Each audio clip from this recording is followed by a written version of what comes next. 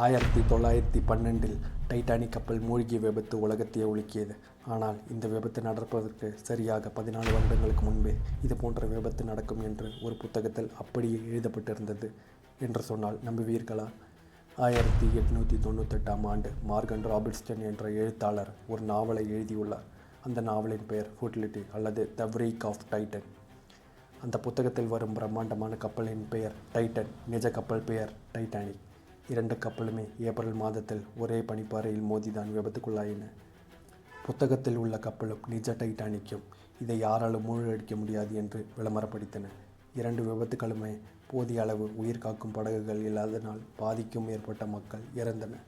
எந்த ஒரு தொழில்நுட்ப வசதியும் இல்லாத அந்த காலத்தில் ஒரு எழுத்தாளர் கற்பனையாக எழுதிய கதை 14 ஆண்டுகள் கழித்து அப்படியே நிஜத்தில் நடந்தது.